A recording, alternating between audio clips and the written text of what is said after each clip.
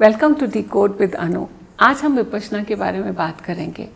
हमारे साथ राजेश खंडारे हैं जो गवर्नमेंट ऑफिस में काम करते हैं और विपश्यना सिखाते भी हैं, आनापान सिखाते हैं स्कूल में, गवर्नमेंट ऑफिसेस में।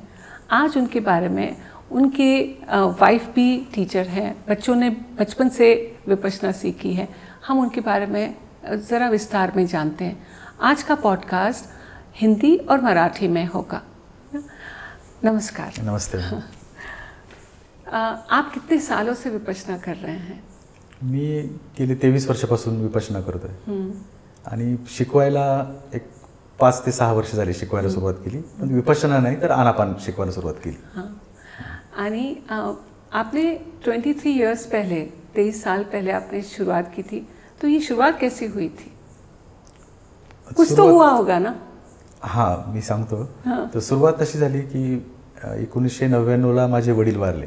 त्यावेळेस मी MA सेकंड इयरला होतो आणि घरात बहीण, मी आणि आई तिघजण होतो। तर गौतम चापुकस्वार एक पिंपरीचे आमदार आहेत आणि माझे मामा आहेत शंकर तायडे म्हणून। तर ते भेटायला आले, तर ते म्हणाले की आई आणि तू विपश्यना कोर्स कर। पण त्यांनी आम्हाला त्याच्याबद्दल डिटेल काहीच सांगितले नाही की फक्त विपश्यना कोर्स कर, चांगला असतो म्हणाले।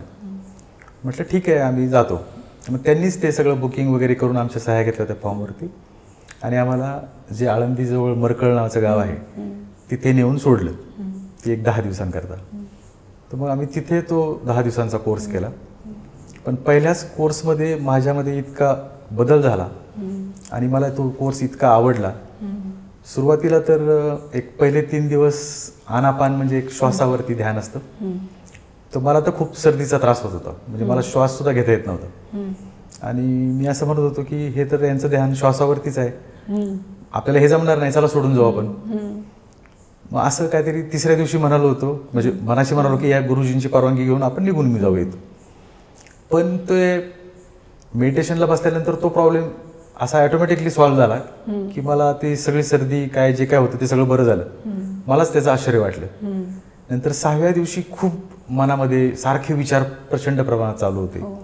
तर मग असं वाटलं की आपण हे जे सांगतात ते त्याप्रमाणे काही करत नाहीये। म्हणजे मी मेडिटेशन करत होतो पण मनामध्ये खूप विचार येत होते।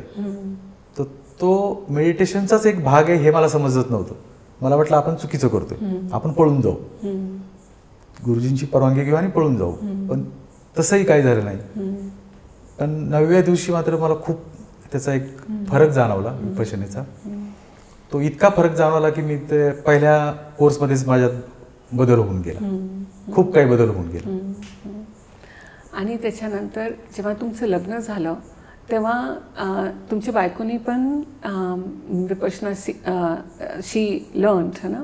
आणि मला तुम्ही मागच्या वेळेस सांगितलं होतं की जेव्हा त्या प्रेग्नंट होत्या तेव्हा गोयंकाजी म्हणतात की प्रेग्नंट असल्यावर विपश्यना शिकायला पाहिजे, तर त्या मग विपश्यनासाठी गेल्या, बरोबर आहे? हो, बरोबर। आणि दोन्ही मुलांसाठी त्या गेल्या। करेक्ट। तर जेव्हा विपश्यनासाठी जाऊन परत आल्यानंतर मुलं झाली, तुम्हाला काय फरक जाणवला का मुलांमध्ये? मला खूप फरक जाणवला। फरक म्हणजे प्रचंड फरक जाणवला की जसं सांगितलं की पहिल्या प्रेग्नन्सीच्या वेळेस मी तिला इगतपुरीला कोर्सला घेऊन गेलो, तिच्याबरोबर मी पण होतो दोन्ही वेळेस। पण तो बरोबर असण्याचा काही फरक पडत नाही, पण तिची पहिल्या वेळेस एक अट होती की तुम्ही पण बरोबर चला, मी कोर्स करते। म्हटलं ठीक आहे, हरकत नाही, म्हणजे माझाही कोर्स त्या निमित्ताने होऊन जातो। तर तिने तो एक 7व्या महिन्यात कोर्स केला होता 10 डेज। तर त्याचा फरक तिला सुद्धा स्वतःला नंतर डिलिव्हरी होईपर्यंत त्रास झाला नाही। आणि तो एक काळ होता की डिलिव्हरी म्हटलं की सिझरिंग होणार, सिझर होणार, तसं काही तिला झालं नाही, नॉर्मल डिलिव्हरी झाली। आणि बाळही इतके गुटगुटीत आणि सुंदर झाले। आता तुम्ही माझ्याकडे तर बघतातच, जरी ती सुंदर आहे दिसायला, पण दोघांच्यावरही माझा काही फरक पडलेला नाही। दोघेही गोरेपान आहेत आणि दिसायला सुंदर आहेत। म्हणजे माझ्याकडे बघून तुम्हाला तो स्पष्ट बदल दिसेल की अरे हा असा आहे, मुलं असेल। तो एक फरक आहे। दुसरा एक फरक असा आहे की मी जनरली बघायचो की लहान मुलं झोपेतून उठले की रडतच उठतात, तर तसं नाही झालं की या मुलांच्या बाबतीत असं झालं की झोपेतून उठले की ते हसत उठत होते। आजूबाजूला बघणार, जवळपास कोणी आहे, पण हसत उठणार। फक्त 2च क्षणी ते रडणार की एक तर भूक लागली असेल तर किंवा त्यांचं ते अंथरूण ओला केलं असेल तर ते पण फक्त एक सिग्नलसाठी थोडंसं रडणार, म्हणजे असं रडल्यासारखं दाखवणार. मग आपण जवळ जाऊन ते चेंज करू किंवा त्यांना भूक लागली असेल तर जेवण देऊ. अजून एक फरक असा होता की त्यांना आपण जनरली, म्हणजे मी 1 वर्षापासून तर आतापर्यंत बघतो की 1 वर्षाचे कपडे कधी घ्यावे लागले नाही, 5 वर्षाचे घ्यावे लागले. म्हणजे याचा अर्थ स्थूल नाही, स्थूल नाही, व्यवस्थित त्यांची हाईट झालं सगळं, तर मला असंच घ्यावं लागायचे. मी पाहिले तुमच्या मुलांना, मुलगा तर 6 हो 6 फुटापेक्षा जास्त, आणि आम्ही दोघंही 5-5.5 मध्ये आहोत, त्याच्यापेक्षा जास्त नाही. तर तो एक फरक जाणवला. दुसरं असं की आजूबाजूचे मुलं बघत होतो मी, शेजारचे किंवा की हे ट्युशन्सला जायचे वेगवेगळ्या, त्यावेळेस खूप शैक्षणिक वातावरण जास्तच होतं. तर मला यांना दोघांनाही कधी ट्युशन्स लावावी लागली नाही. पण हे आनापान ह्यांनी कोणत्या वर्षापासून सुरुवात केली दोन्ही मुलांनी? आता गुरुजींच्या मी थोडंसं ते पण बोलतो, म्हणजे त्याचा सगळ्यांनाच उपयोग होईल की एकतर विपश्यना प्रेग्नन्सीमध्येच करायला पाहिजे, त्याची सुरुवात प्रेग्नन्सीमध्येच झाली पाहिजे. दुसरं 8 वर्षाचा मूल झाल्यानंतर एक 8 ते 14 एक आनापान कोर्स करायला पाहिजे, जो 1 डे असतो, 1 दिवसाचा असतो फक्त. तर मुलांनी आनापान काय आहे? हा आनापानचा अर्थ असा होतो, ऍक्च्युली आनापान शब्द नाही येतो, आनापान सती. आना म्हणजे श्वास येणे, अपान श्वास जाणे, आणि सती म्हणजे स्मृती, की आलेला श्वास मला समजतो, गेलेला श्वास मला समजतो. म्हणजे त्या क्षणी मन आपलं वर्तमान काळात असतं. जनरली आपलं माइंड बघा, कधी पण तुम्ही, एक तर भूतकाळ भविष्यकाळ कायम भटकत असतो आपण, भूतमध्ये नाही तर भविष्यकाळामध्ये. प्रेझेंट टेन्स मध्ये कधीच नसतो. पण आपल्याला जगायचं तर प्रेझेंट टेन्स मध्ये, पण आपण प्रेझेंट टेन्स मध्ये कधीच राहत नाही. पण श्वासाकडे लक्ष गेलं की तो प्रेझेंट टेन्स आहे. हा आलेला श्वास हा आत्ताचाच आहे, गेलेला श्वासही आत्ताच गेलाय, त्यावेळेस आपण वर्तमान काळात राहतो. मग आपल्याला एक, त्यामुळे काय होतं, आपली एकाग्रता वाढते, जे काही आपण काम करतोय त्याच्यात एकाग्रता वाढते. म्हणून येणाऱ्या श्वासाला जाणाऱ्या श्वासाला आनापान असं ते नाव आहे. पण त्याच्यामध्ये मिक्सिंग नाही की प्राणायाम नाहीये. बऱ्याच जणांना असं वाटतं हे श्वासाचं आहे म्हणजे प्राणायाम आहे की, तर प्राणायाम नाहीये. येणारा श्वास जाणारा श्वास जसा आहे तसा आपल्याला बघायचा, एक द्रष्टाभाव, तटस्थ भाव, तर तो आनापानचा तो अर्थ आहे. आणि हे लहानपणापासून मला वाटतं 8 वर्षापासून सुरुवात केली है ना? आणि अजूनही, आणि तुमच्या मुलीचं नाव विपश्यना आहे. हो. तर आता हे 8 ते कोणत्या वयापर्यंत आनापान? 12 वर्ष, 16 पर्यंत. त्याच्यानंतर टीनेज कोर्स, 16 ते 18 टीनेजर्स कोर्स, आणि 18 पासून पुढे 10 दिवसांचा कोर्स. आणि आय एम शुअर की दोन्ही मुलांनी हे सगळे कोर्सेस केलेले असतील.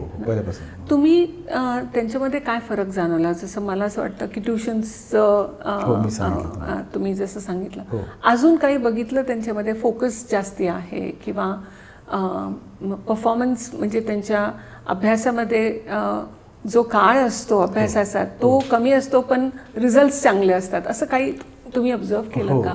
मी नक्कीच मला जाणवलं की त्यांना असं स्पेशल काहीतरी वेगळं असं शिकवावं आपण किंवा संस्कार करावे असं कधी झालं नाही. आणि जे काही सांगितलं एकाच वेळेस ते त्यांच्या लक्षात आलं. परत आपण बघतो की वर्गामध्ये त्यांचे, म्हणजे स्कूलमध्ये जास्त भांडणं होतात किंवा मुलांमध्ये सुद्धा खूप कॉम्पिटिशन असते, तसं यांचं नव्हतं. यांचं हेल्दी कॉम्पिटिशन होतं. म्हणजे एक मी पॅरेंट्स मिटिंगला पण जायचो, ते एक मी फरक खूप जाणवला मला. आणि अभ्यासामध्ये पण मी तसं सांगितलं की ट्युशन्स तर लावावे लागले नाही, ते स्वतः सेल्फ स्टडी करून त्यांनी अभ्यास केला सर्व. आणि दुसरा संस्काराचा भाग, की तू असं करू नको, असं केलं म्हणजे चांगलं होईल, तसं करू नको, असं करायची मला बरंच अजिबात पडली नाही. आता हे मी सांगतोय, पण त्यावेळेस माझ्याबरोबर जे होते त्यांनी पण ते पण सांगायचे की काय तुम्ही करता यांना नेमकं, तर मग त्यांना मी हेच सांगायचो जास्त. तुम्ही शाळेमध्ये आनापान शिकवता आणि तुम्ही हे सांगितलं 5 वर्षापासून शिकवताय तुम्ही. हो. तुम्ही मुलांमध्ये काय फरक बघितला? जे पेरेंट्स येतात मुलांचे, ते काय तुम्हाला फीडबॅक देतात का? किंवा त्यांची मुलं खूप नॉटी आहेत, बहुत शरारती हैं, तो वो आके बताते हैं क्या कि इसमें फ़र्क आया है? ऐसा कुछ हुआ है? ऐसे कुछ एग्जाम्पल्स हैं? असे खूप उदाहरण आहेत. एकतर मी ज्या ज्या शाळेत आनापान घ्यायला जातो तर तिथे एकाच वेळेस जवळजवळ 200 ते 300 विद्यार्थी असतात. ओके. एक 8 ते 16 वयोगटातले मुली पण असतात, मुलं पण असतात. आपण एकाच वेळेस साधारण 1 तासाचं सेशन घेतो. एक गव्हर्नमेंट आणि विपश्यना समिती यांचा एक उपक्रम आहे मित्र. जसं तुम्ही म्हटला की आनापान, तर एक मित्र उपक्रम आहे तो महाराष्ट्र गव्हर्नमेंट आणि इतरही स्टेटमध्ये होतो. तो मित्र म्हणजे mind in training right awareness. तो मित्र म्हणजे आपण जसं मित्र म्हणतो तसं नाही येते, mind in training right awareness असा तो उपक्रम आहे. त्यात तो 1 तासाचा तो कोर्स आहे. म्हणजे गुरुजींचं प्रवचन, मैत्री आणि 10 मिनिट गॅपनी मेडिटेशन. तर असं आपण त्या शाळेत जाऊन देतो. तर एकटा नसतो, ती एक टीम असते, एक 4-5 जणांची, असे सगळे जाऊन ते देतात. ॲक्च्युली टीचिंग तसं तर मी करतच नाही. ते गुरुजींचे जे ऑडिओ व्हिडिओ आहेत तेच करत असतात. आपण फक्त फॅसिलिटेटर. आनापान शिकवतात, गुरुजीच शिकवतात. मी शिकवतच नाही, फक्त म्हणतो आपण तसं, पण ते गुरुजीच शिकवत असतात. तर मेन तुमचा प्रश्न होता की मुलांमध्ये काय फरक पडतो. तर एक तर हा कोर्स झाल्या आपण ते त्यांचे मुख्याध्यापक असतात, तेच आधी स्वतः खूप भरभरून बोलतात की ते पण खूप डिप्रेशनमध्ये असतात, काळजीमध्ये. आधी ते स्वतःच सांगतात. नंतर मग ते कुठली तरी मुलगी किंवा कुठला तरी मुलगा त्यांना बोलवतात समोर की तुला काय वाटलं ते सांग. मग ती मुलं सांगतात आम्हाला खूप शांत वाटलं, मला खूप काळजी वाटत होती, भीती वाटत होती, ती हे श्वास बघितल्यापासून भीती गेली, काळजी गेली, असं ते खूप ओघवत्याप्रमाणे सांगत असतात. म्हणजे मुलं आणि मुली दोघं पण. कुणाला पण उठवलं तर ते सांगतात. आणि ते कधी स्टेजवर आलेले नसतात, तेच सांगतात की आम्ही कधी स्टेजवर आलो नव्हतो, पण हे केल्यामुळे आम्ही स्टेजवर आलो आणि बोलायला लागलो. आणि एक सरांची एक भीती असते त्यांना, ती पण त्यांची भीती राहत नाही, म्हणजे ती आदरयुक्त भीती आपण म्हणून वाटलं तर तो एक त्यांच्यात खूप फरक पडतो. पण मला एक विशेष सांगावं लागेल की हे फक्त एक कोर्स घेतला आणि झालं असं होत नाही. हे तर त्या शाळांनी शाळा सुटायच्या अगोदर 10 मिनिटं, शाळा सुटल्यानंतर 10 मिनिटं हे दररोज मुलांकडून करून घ्यायचे. तर त्यांनी त्याचा फरक पडणार आहे. आणि हे बरेच शाळांमध्ये हे कंपल्सरी पण केलेलं आहे ना. गव्हर्नमेंटने ऍक्च्युली GRच काढलेला आहे हा, की हे प्रत्येक शाळांमध्ये कंपल्सरी हे घेतलंच पाहिजे असं आहे ते. आणि प्रत्येक शाळा म्हणजे असं नाही की गव्हर्नमेंट शाळा, ती CBSE असेल, IB असेल, ICSE असेल किंवा SSC बोर्ड असेल, जे कोणी असेल त्या शाळेमध्ये, त्या शाळेतल्या एका शिक्षकांनी विपश्यना कोर्स करावा आणि दररोज हे शाळेमध्ये 10 मिनिटाचं सेशन घ्यावं. तर मग आता ह्याचा फरक असा पडला की जे यांना स्पेशल क्लास घ्यावा लागायचे शिक्षकांना, ज्यांना जास्त म्हणजे कमी मार्क्स पडतात त्यासाठी, किंवा काही मुलं खूप काय म्हणू आपण त्याला शरारती असतात, खूप गोंधळ घालतात, शाळेतलं वातावरण डिस्टर्ब करतात, त्यांच्यावर त्यांचं जास्त फोकस राहायचं. परत मुलांना जास्त हुशार व्हावेत म्हणून वेगवेगळे गेस्ट लेक्चरर आणून त्यांना एक्स्ट्रा क्लासेस घ्यावे लागायचे किंवा खूप लक्ष द्यावं लागायचं त्यांना. तर हे सगळं त्याच्यामुळे त्यांचं खूप सेव्ह झालं, टाईम सेव्ह झाला आणि ह्याची गरज नाही पडली. आधी त्यांना वाटलं की हे 10 मिनिटं द्यायचे अगोदर, नंतर 10 मिनिटं द्यायचे, हे खूप होतंय. तर तो एक खूप बदल झाला की ते मुलं आपोआप शिस्तीत यायला लागले. नाही तर बोलू नका, बडबड करू नका, इकडे जाऊ नका, तिकडे जाऊ नका, मुलींना असं बोलू नका, किंवा मुलीसुद्धा खूप एक तर घरचं वातावरण असेल त्यांचं किंवा स्वतःचं वय असेल, अशा अनेक गोष्टीमुळे मुली पण खूप डिस्टर्ब असतात. तर ते या मेडिटेशनमुळे त्यांच्यातही खूप फरक पडला. तर ज्या ज्या शाळांमध्ये हे रेग्युलर चालू आहे. आणि मुलं करतात का, म्हणजे त्यांना स्वतःला वाटतं का की मला हे आनापान करायला पाहिजे का, त्यांना खूप असं डिसिप्लिन करावं लागतं की आपल्याला करायचं आहे, म्हणजे त्यांना स्वतःला वाटतं असं मुलांना? असं तुम्ही काय ऑब्झर्व केलंय? ऑब्झर्व केलंय मी. सुरुवातीला असं त्यांना वाटतं की हे काय आपल्याला जमेल की नाही किंवा हे काहीतरी आहे.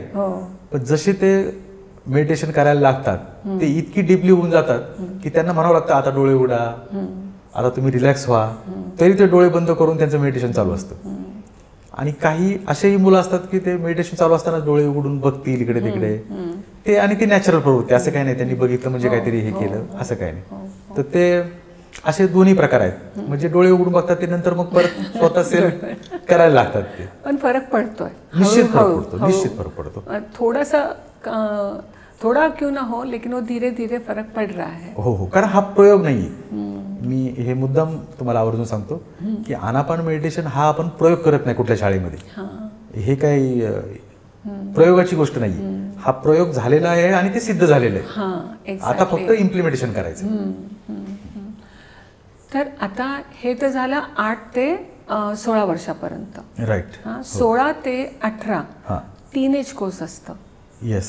ते 7 दिवसाचं असतं. 7 दिवसाचा कोर्स असतो. त्या कोर्समध्ये काय होतं?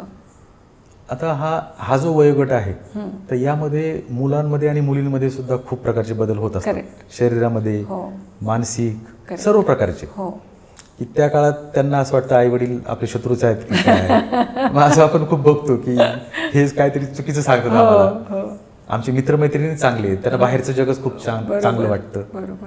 मुली आणि मुलांचं सेम तसंच होतं. सेम शरीरामध्ये पण बदल होत असतात, खूप प्रकारच्या गोष्टी असतात. तर जसा आपला 10 दिवसाचा विपश्यना कोर्स आहे तसाच जरा शॉर्टमध्ये 7 दिवसांचा कोर्स केलाय तो टीनेजर कोर्स. आणि विपश्यनेमध्ये आपल्याला संध्याकाळचं खायला देत नाही, म्हणजे स्नॅक्स देतात 5 वाजता. तुम्हाला पण, तुम्ही पण कोर्स केला तुम्हालाही माहिती आहे. ते भडंग असतं आणि केळी, चहा, दूध वगैरे असतं. आणि दुसऱ्यांदा तुम्ही कोर्सला गेला तर तुम्हाला काहीच मिळत नाही, फक्त लिंबू पाणी. येस. तर टीनेजरला काय होतं, जवळजवळ 4 ते 5 वेळा खायला देतात. तर त्यामुळे ते मुलांना त्याचं एक चांगलं वाटतं की चला आम्हाला काय काय खायला मिळतं. आणि त्यांना रिस्ट्रिक्शन्स नसतात की फ्राईड नाही द्यायचं, मसालेदार नाही द्यायचं, असं नाही. मुलांच्या आवडीप्रमाणे तो मेनू केला जातो. प्रत्येक स्टेटमध्ये नाही, विपश्यना सेंटरलाच असतं. प्रॉपर जसं विपश्यना 10 दिवसाची चालते तसंच चालतं. आणि फक्त हा वयोगट मात्र हाच असतो, 16 ते 18च. तर मेन आता आपण सुरुवातीला सांगितलं की आनापाननी काय फरक पडतो आपण. तर ती जी गोष्ट आहे ते श्वास, येणारा श्वास, जाणारा श्वास बघितल्यामुळे जे आतमधले विकार आहेत ते बाहेर पडायला सुरुवात होते. त्यामुळे मुलांचं जे आपण जनरली बघतो की मुलांना आपण दाबतो, म्हणजे त्यांचे जे काही बाहेर पडायचं असतं ते बाहेर पडत नाही. त्यांना आपण असं करू नको, तसं करू नको. मग ती एनर्जी त्यांची तशीच, किंवा निगेटिव्ह असेल, पॉझिटिव्ह असेल, एनर्जी आतमध्येच राहते, ती बाहेर पडत नाही. जनरली जखमेवरती उपचार कसे व्हायला पाहिजेत तर ते आतून झाले पाहिजेत. तुम्ही, मला जखम झाली आणि मी त्याला वरून बँडेज बांधलं, स्किन करायचं किंवा दाखवलं नाही, तर तो उपचार नाही झाला, पूर्ण बरं झालं पाहिजे. किंवा एखादा, जसं आपण फुटबॉल असेल, बॉल असेल, आपण बॉल मारला तर तो तेवढाच उसळी करून वरती येत असतो. तर यात ही विपश्यनाने किंवा आनापाननी विकार दाबून नाही राहत, ते मुळापासून बाजूला पडतात, ते उखळून पडतात. अजून एक वाटलं तर उदाहरण देतो की हा ग्लास आहे आणि हे पाणी समजा गढूळ आहे, असं की दिसत नाही आपल्याला पाणी, आणि तुरटी आपण फिरून ते गाळ सगळा खाली बसला. तर तसं जनरली मुलांच्या बाबतीत होतं की तो सगळा निगेटिव्हिटी ती खाली बसते, ती असतेच त्यांच्यात. पण एखादा त्यात खडा टाकला किंवा तो ग्लास हलवला की ते परत वरती येतं. की तसंच एखादा काहीतरी बाहेर त्यांच्या जीवनामध्ये काहीतरी प्रसंग घडला की ते परत त्यांच्यामध्ये ती निगेटिव्हिटी येते आणि ते आतून वरती येतं. मग हा फरक तुम्ही तुमच्या मुलांमध्ये पण पाहिला? 100% पाहिला. 100% तुमच्या मुलांनी पण केलं. हो.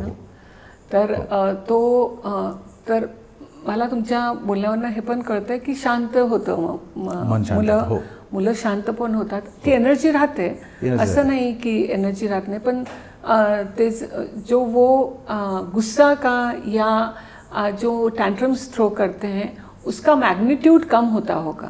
ऐसा मैं समझ रही हूँ आपकी बातों से. ऐसा बराबर है? ऐसा ही होता है? बरोबर आहे. मी आता उदाहरण देतो, तो गाळाचा की तो गाळ उखडून बाहेर पडतो एकदम. पण याचा अर्थ असाही होत नाही की त्यांना कोणीतरी मारलं म्हणजे ते म्हणतात की या तुम्ही मला मारा किंवा अगदीच असं नाही. किंवा एखादा अन्याय कोणीतरी आपल्यावर करतोय, अत्याचार करतोय आणि तो आपला शांत आहे, असं नाही. तो फाईट करतो त्याच्याबरोबर, तो मारामारी करेल त्याच्याबरोबर, त्याला थोडे 2 शब्द वाईटही बोलेल, पण त्याच्या मनामध्ये द्वेष नसतो. त्याची जी भावना असते की जसं तुम्ही पण गुरुजींची स्टोरी ऐकली असेल की एखादं बाळ आहे आणि साप दिसतो, त्याला काहीतरी वेगळं वाटतं, किंवा अग्नी आहे, तो अग्नीच्या जवळ जातं ते बाळ. मग त्याच्या आईला दिसतं, ती आई त्या बाळाला मागे ढकलते, ते इतकं ढकलते की त्याला डोक्यातून रक्त येतं त्याच्या. पण त्या आईच्या भावना काय की तू त्या जाळामध्ये गेला असतात किंवा त्या साप तुला चावला असता, त्याच्यापेक्षा तू बाजूला हो. तर ते एक भावना मुलांमध्ये येते की ते मारामारी करतील, बोलतील पण वाईट, पण उद्देश तो नाही, शत्रुत्व नाही. आप येरड़ा जेल में जुवेनाइल जो है उनको भी सिखाते हैं आनापान. हाँ. तो क्या आपने उनमें क्या आपने फरक देखा? नाही, एक म्हणजे मी तिथे एकदाच कोर्स घेतला होता. अच्छा. तर फरक असा आहे की जनरली बघा तुम्ही, आपणही असो किंवा ती मुलंही असो, आपण मनामध्ये खूप काही करून जातो. मनामध्ये मर्डरही करून जातो, बऱ्याच जुन्या गोष्टी करायला पाहिजे त्या करून जातो मनामध्ये. फक्त आता त्या जुवेनाइलमध्ये काय होतं, जे मनामध्ये ते करून जातात ते लोक. असं नाही होत की मनामध्येच नाही राहत, ते करून टाकतात, ती गोष्ट करून टाकतात.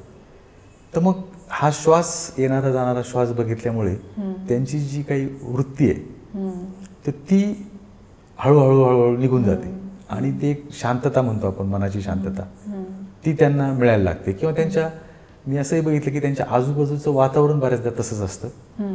ते ज्या वातावरणात वाढले, म्हणजे गरीब असो श्रीमंत असो, असं नाही की ते झोपडपट्टीत जन्म घेतला, काही उच्च श्रीमंत घरात पण जन्म घेतला, पण त्यांनी आजूबाजूचं वातावरण ते बघितलं, त्यांना ते समजलं नाही, त्या वातावरणामुळे ते झालं. पण नंतर आनापानमुळे त्याच्यात फरक पडून त्यांना समजलं की हे खरंच मी चुकीचं केलं. पहिले जे चुकीचं केलं त्याला ते चुकीचं केलं म्हणत नव्हते, आम्ही केलं काय त्यात काय, त्यांना त्याचं विशेष वाटत नव्हतं. तर हे केल्यामुळे त्यांना कळालं की अरे हे चुकीचं आहे आणि हे बरोबर आहे. हा एक फरक आहे. आप डी एडिक्शन मुक्तांगन में भी आप आनापान के लिए कोर्सेज करते हैं, आप जाते हैं उधर. हाँ. वहाँ के कुछ एक्सपीरियंस बताएं. तर मुक्तांगण समजा आपल्या पुण्यातल्या लोकांना माहिती आहे, पण एक महाराष्ट्राचे किंवा ऑल इंडियाच्या लोकांना बऱ्यापैकी माहिती नसेल. तर मुक्तांगण एक व्यसनमुक्ती केंद्र आहे जे विश्रांतवाडीला आहे प्रत्येक नगरमध्ये. तर तिथे हे डॉक्टर अनिल लावचटांनी सुरू केलं. आता त्यांची मुलगी मुक्ता पुन तांबेकर सगळं बघतात. तर त्यांनी विपश्यना ट्रस्टला रिक्वेस्ट केली होती की आमच्याकडे सगळं आहे पण मेडिटेशन नाही आहे, तर हे एकदा सुरू होऊ द्या, आम्हाला पण बदल कळतील त्याचे काय आहेत.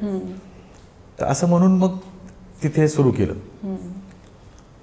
तर जवळजवळ तिथे एक 100 ते 200 पर्यंत पेशंट्स असतात. पेशंट्स म्हणजे असे की ज्यांना ड्रग्ज वाचून जमतच नाही, ज्यांना दारू वाचून जमत नाही, सिगारेट वाचून जमत नाही, असे पेशंट असतात. डॉक्टरनी सांगितलं की हे एक तर वेडे होतील किंवा मरतील. जवळजवळ अशा पद्धतीचे जास्त पेशंट्स आहेत. तर त्याच्यासाठी मग आनापान सुरू केलं. तर मग आता सुरुवातीला असं वाटलं होतं की त्यांना पण हे बसतील की नाही, करतील की नाही मेडिटेशन. पण त्यांनी एकदा सुरुवात झाली आणि त्यांनी इतकं सुंदर पद्धतीने केलं तर त्यांच्या एवढ्या भावना जागृत झाल्या की खूप मला त्यांचे प्रश्न असतात, हे असंच का, ते तसंच का, कसं करायचंय, आम्हाला खूप बरं वाटलं. म्हणजे जे एक्सपिरियन्स तुम्ही आणि मी आपण 10व्या दिवशी बोलतो, 11व्या दिवशी बोलतो विपश्यनेबद्दल, ते त्यांचं 1 तासात आनापानाने मला त्यांचे प्रश्न यायला लागतात. मला हा खूप एक म्हणजे विशेष बदल वाटला की त्यातच सांगतात की आमचं खूप 20 वर्षापूर्वीचं माझं इथे दुखणं होतं, ते माझं बरं झालं. कोणी म्हणतं मला मी किती तरी वर्ष झोपलो नाही दारूच्या व्यसनाने, ड्रगच्या व्यसनाने, किंवा मला घरातून हाकलून दिलंय, तर मला एवढी शांतता कधीच वाटली नाही. एवढी शांतता मला इथे आल्यावर वाटली. तो हा एक मी त्यांच्याकडून ऐकलं. म्हणजे बरं तिथे जे पेशंट्स आहेत असं नाही की एकाच वर्गातून येतात, समाजातल्या सगळ्या वर्गातून येतात की ज्यात ॲडव्होकेट पण आहेत, इंजिनियर्स आहेत, डॉक्टर्स आहेत. त्यांना कशाचं ॲडिक्शन? दारू, सिगारेट, तंबाखू असे सगळे. दारूची जास्त ॲडिक्शन ची लोक तुम्हाला भेटली का? नाही, ते एक तर खूप आश्चर्यकारक आहे की मी त्यांना समजावून सांगत होतो की ॲडिक्शन काय, म्हणजे काय. मी कसं करतो की इंट्रोडक्शन देतो अगोदर, आनापान काय, विपश्यना काय. मग आता मला माहिती आहे हे समोरचे लोक कोण आहेत की हे सगळे ॲडिक्शनवालेच आहेत. मग त्यांना ॲडिक्शनचं उदाहरण देतो की आता तुम्हीही जाणताच, पण सगळ्यांना समजू द्या की दारू, सिगारेट, तंबाखू सगळेजण म्हणतात की याला दारूचं व्यसन आहे, याला ड्रग्सचं आहे, याला सिगारेटचं आहे. तर ॲक्च्युली जगामध्ये असं काहीही नसतं. कुणालाच दारू, सिगारेट, तंबाखू, ड्रग्सचं व्यसन अजिबात नाही.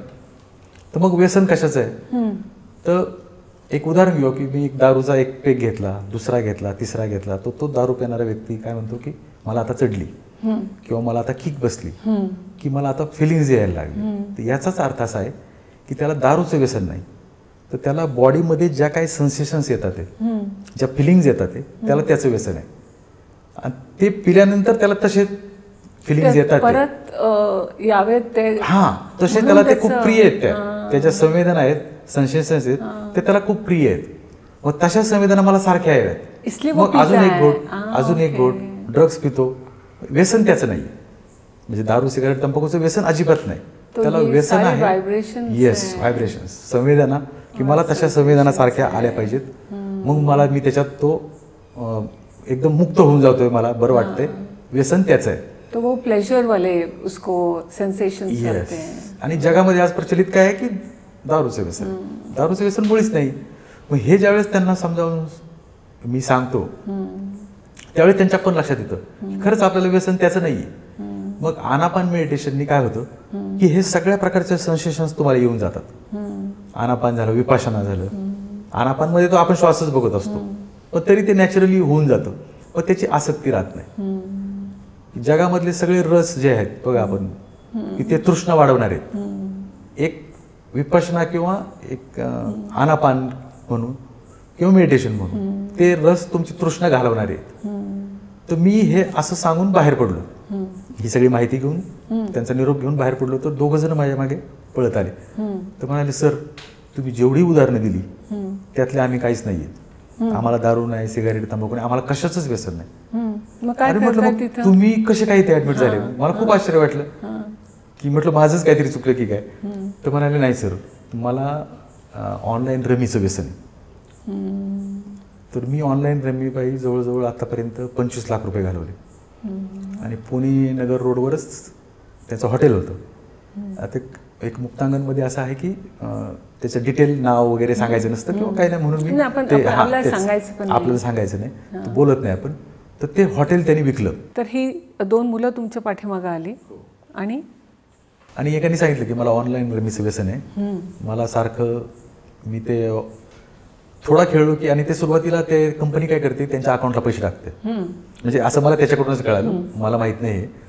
आणि मी म्हटलं आतापर्यंत 25 ते 30 लाख सर घालवले. त्याच माझं नगर रोडला हॉटेल होतं एक वाघोलीच्या पुढे, ते मी विकलं. आणि त्याचं वय फार नाही, एकदम 25 वयाचा होता तो. आणि म्हटलं मग तू कसा काय खेळत गेला? तर म्हटलं नाही, सुरुवातीला मी अकाउंट ओपन केलं. मला सुरुवातीला पैसे जिंकले पण मी 10,000, 20,000, 50,000.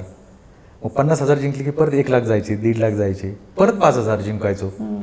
मग तशी ते माझं ते व्यसन वाढत गेलं. वाढत 25-30 लाख मी त्यात गमावले. शेवटी आईवडिलांना इथं समजलं की याच्यावर उपचार सुद्धा होऊ शकतात, म्हणून त्यांनी मला मुक्तांगणला आणलं. दुसरा जो होता त्याला ऑनलाईन रमीचं नव्हतं, पण त्याला सारखं मोबाईल हातात, त्याच्या इंस्टाग्राम, फेसबुक, मेसेंजर, व्हॉट्सअप आणि गेम्स, वेगवेगळे गेम्स, की त्यात पैशाचा त्याला काही लोभ नव्हता. पण सारखं मला कोणीतरी मेसेज करतं काय, किंवा एखादी पोस्ट टाकली त्याला किती लोकांनी लाईक केले, त्याला काय कॉमेंट्स दिले, हे त्याला असं चेन पडत नव्हतं. सारखा तो बघत बसायचा, सारखा बघत बसायचा. 2 मिनिट सुद्धा नाही, म्हणजे अगदी तो टॉयलेटमध्ये सुद्धा मोबाईल घेऊन जायचा. आणि मोबाईल जर बंद केला तर त्याच्या घरांमध्ये आईवडिलांबरोबर, मित्रांबरोबर चर्चेमध्ये भांडण व्हायचं त्याचं, की त्याची चिडचिड व्हायची. आणि हे त्याला स्वतःलाच कळलं. शेवटी तो म्हणाला की मी स्वतःच घरात सांगितलं की मला सहन होत नाहीये हे. मग डॉक्टर्सकडे पण उपचार केले त्यांनी, पण त्या डॉक्टरांकडून पण त्याचं समाधान झालं नाही. मग त्याला मुक्तांगणला आणलं. मग तो म्हणाला मला हे आपण 1 तास, अर्धा पाऊण तास केलं, यात मला खूप बरं वाटलं. तर मग मी काय करायला पाहिजे? तर मग मी तर सगळ्यांना सजेशन देत असतो की तू 10 दिवसाचा कोर्स कर. तर ते दोघंही मग म्हणाले ठीक आहे, आम्ही तो कोर्स करतो, पण आम्हाला त्याचा खूप फायदा झाला. तर जनरल मी एक असं बघितलं की 10 दिवसाच्या कोर्स नंतर जेवढं आपण भरभरून बोलतो की तुम्ही पण कोर्स केलाय की मी पण केलाय, आणि सगळेच करतात, तर ज्यांनी ज्यांनी केलाय ते जेवढे भरभरून बोलतात तेवढे मुक्तांगणमधले 1 तासाच्या सेशनमध्ये बोलतात. आणि खूप काही सांगतात मला, की जेवढी उदाहरणं मी म्हणजे कमी पडतील इथं मला सांगायला, एवढी पडतील. विपश्यनाचे 10 दिवसामध्ये नक्की काय होतं? ओके, म्हणजे विपश्यनेबद्दल मग मी डिटेल्स सांगतो तुम्हाला, की जनरल नवीन लोकांना ज्यांना माहितीच नाही, काहींना हा शब्द सुद्धा माहीत नसतो काय असतो, तर इथपासून. तर विपश्यना त्याचा अर्थ असा होतो की विशेष पद्धतीने, पश्यना म्हणजे पाहणे, म्हणजे विशेष पद्धतीने पाहणे. तर आता बऱ्याच नवीन लोकांना असं वाटतं की कोणाला टेन्शन आहे, कोणाला व्यसन आहे, किंवा याला खूप राग येतो. कारण मी एक पाहतो जनरली की हा ना याला खूप राग येतो, याला एकदा आम्हाला कोणीतरी सांगितलं विपश्यना करू द्या, याला खूप टेन्शन आहे, याला विपश्यना करू द्या. तर हा जो एक समज आहे की याला गरज आहे, याला गरज आहे, तो हा सर्वप्रथम आपण काढूया की विपश्यना कोणाचं टेन्शन घालवण्यासाठी, व्यसन घालवण्यासाठी असं नाही आहे. हे बाय प्रोडक्ट आहे. विपश्यना ही जीवनमुक्तीची साधना आहे. जीवनमुक्तीची म्हणून हा जरा मोठा शब्द झाला, आपण सोप्या भाषेत घेऊ की एक चांगलं जीवन जगण्याची एक कला म्हणतो आपण, जीवन जगण्याची एक कला. तर ती आहे. कुणी या कोर्सला माझा राग जाईल, द्वेष जाईल, हे जाईल, व्यसन जाईल म्हणून येऊ नये. तर याचा एक मोठा उद्देश घेऊन या कोर्सला यावं. हा तर सगळ्यात महत्त्वाचा पहिला भाग झाला की फक्त याला गरज आहे, त्याला गरज असं नाही. जन्माला येणाऱ्या प्रत्येक व्यक्तीने विपश्यना ही केलीच पाहिजे. तर माझा तर एक मित्र असा म्हणतो की जो जन्माला आला पण त्याने विपश्यना केली नाही त्याचा जन्मच व्यर्थ गेला. तो तर यापुढचंही बोलतो होता. पहिल्या दिवशी काय होतं तिथे? हां, मी ते सांगतो. मी त्याचं शेड्यूल पण सांगतो तुम्हाला. हां, तर विपश्यना एक 10 दिवसाचा कोर्स आहे. तर ज्या दिवशी आपण जातो तो 0 डे असतो. बरं. कारण ते लोकांना वाटतं की हा 10 दिवस म्हणजे जरा पहिल्या दिवसापासूनच काउंट सुरू करू आपण. तसं नाही, जो आपण जातो तो 0 डे आणि विपश्यना सुटते तो 11व्या दिवशी. बरं. हां, तो 0 डेला जाऊन आपलं बुकिंग वगैरे होतं आणि संध्याकाळी आनापान सुरू होतं त्या 0 डेच्या दिवशीच. बरं. साधारण शेड्यूल सकाळी 4:30 पासून सुरू होतं. सकाळी 4:30 ते संध्याकाळी 7:30 पर्यंत मेडिटेशन आणि 7:30 ते 9 गोयंका गुरुजींची प्रवचन असतात. मग ते प्रवचन म्हणजे खूप काहीतरी असं रहस्यमय नसतं. ते जे दिवसभर आपल्याला मेडिटेशन करताना जे अनुभव आले की बऱ्याच लोकांना असं वाटतं की मी हा प्रश्न विचारावा, तो प्रश्न विचारावा, तर त्या प्रश्नांची उत्तरं त्याला त्या प्रवचनामधून मिळून जातात. तर साधारण शेड्यूल 1-1 तासाचं असतं. 4:30 ते 6:30. तर 6:30ला तिथं नाश्ता मिळतो. मी जसं तुम्हाला सांगितलं की संध्याकाळी जेवण मिळत नाही तर 5 वाजता स्नॅक्स असतं. मग सकाळी लवकर भूक लागते तर 6:30ला तुम्हाला ब्रेकफास्ट मिळतो. पण तो ब्रेकफास्ट म्हणजे फक्त कांदे पोहे केले किंवा उपीट केलं असं नाही, तर एक बुफे पद्धतीचं असतं. सगळं असतं त्यात, फळं, चहा, दूध, कॉफी सगळं 6:30लाच. नंतर मध्ये तुम्हाला वेळ असतो 6:30 ते 8 पर्यंत, जे तुमचं आंघोळ वगैरे बाकीचं तुमचं जे काही रेस्ट असेल ते करून घ्या आणि परत 8 ते 11 एक तास असं. त्यामध्ये तुम्ही उठू शकता, असं नाही की बसूनच राहायचं आहे तुम्हाला, तुम्ही उठू शकता असं काय नाही. 8 ते 11ला मात्र जेवण असतं. मग जेवणही त्या प्रदेशानुसार सात्विक बनवलेलं असतं, व्हेज असतं पूर्ण आणि ज्या त्या प्रदेशानुसार असतं. कारण ही विपश्यना सगळीकडे आहे, सगळ्या देशांमध्ये आहे. तर त्या देशामध्ये समजा अमेरिका असेल तिथं जे काही प्रचलित आहे त्या पद्धतीचं जेवण दिलं जातं. पण व्हेज सगळ्या देशांमध्ये सगळ्या सेंटरला व्हेजच असतं. मग 11 वाजता जेवण. मग 11 ते 1 हा परत तुम्हाला टाईम रेस्टसाठी असतो. हे मुद्दाम डिटेल सांगतो की लोकांना असं वाटतं की यार तिथे गेलं म्हणजे पूर्ण बांधूनच घेतात. तर 1 पर्यंत तुम्ही रेस्ट असते. मग 1ला परत सुरू होतं. मग 1 ते 2, 2 ते 3, 3 ते 4, 4 ते 5 असं 1-1 तासाचं असतं. 5ला मग स्नॅक्स दिलं जातं. मग तुम्हाला ब्रेक देऊन गुरुजींचं प्रवचन होतं आणि त्यानंतर प्रश्नोत्तर काय असतील तर ते होतात. आणि 9 वाजता तुमच्या रूममधल्या लाईट आपोआप डिम होतात म्हणजे किंवा ऑफ होतात असं समजूया आपण, की तुम्हाला झोप आली नाही आली त्याच्याशी काही संबंध नाही. तुम्हाला तिथे पुस्तक, बऱ्याच जणांचा समज तिथे जाऊन मी पुस्तक वाचेल वगैरे, तर पुस्तकं, वह्या, पेन सगळं अगोदरच काढून घेतलेलं असतं. ते काही तुम्हाला घेऊन जाता येत नाही. फोन तर काय प्रश्नच नाही. फोन तर अगोदरच सगळं काढून घेतलं जातं. आणि हे 10 दिवस सायलेन्स कोर्स असतो. हो, मौन असतं. येस, ती एक महत्त्वाची गोष्ट आहे. बरं, ते मौन म्हणजे आर्य मौन असतं की जे तुम्ही शारीरिक हालचालींनी सुद्धा बोलायचं नाही, की जसं आपण असं करतो की जेवलास का, असं सुद्धा करायचं नाही.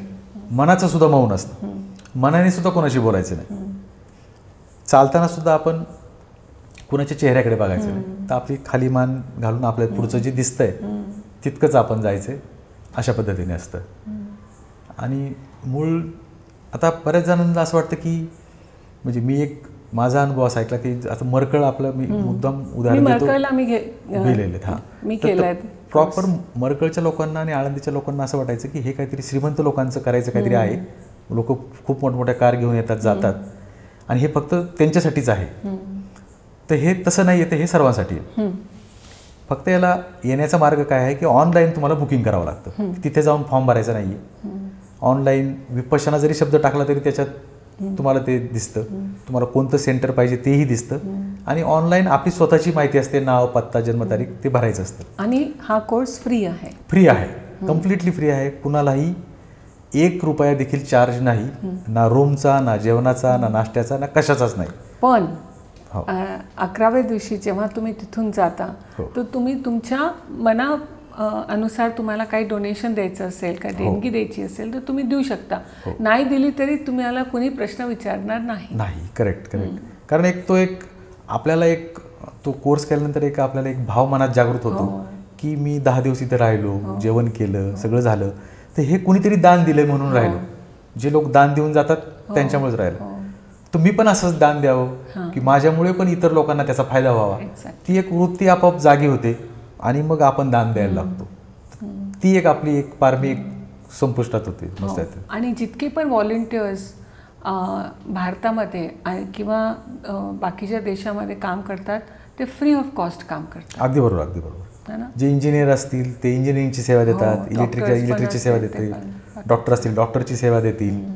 तिथे कोणी पगारी एम्प्लॉई कोणी नाही, की सगळे येऊन सेवाच देतात. सेवावर हे चालू आहे आणि एकदम शांतपणे कुठेही आवाज नाही, कुठे त्याचं ॲडव्हर्टाइजमेंट नाही, काही नाही.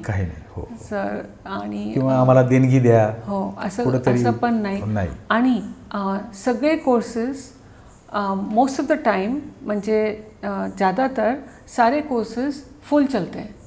हमेशा कभी भी आप बुक करने की कोशिश करो तो वो फुल रहते हैं. 3-3 महिन्यांचं आता तरी बुकिंग चालू आहे. कारण मी पण बरेच लोक मला म्हणतात तूच बुकिंग करून द्या आम्हाला.